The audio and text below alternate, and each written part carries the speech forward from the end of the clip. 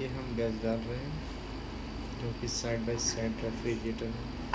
इसमें कंप्रेसर खराब था, मैंने कंप्रेसर चेंज किया। गैस डाल रहे हैं 124 नंबर गैस है। तो ये होने वाला हमने गैस डाल दिया,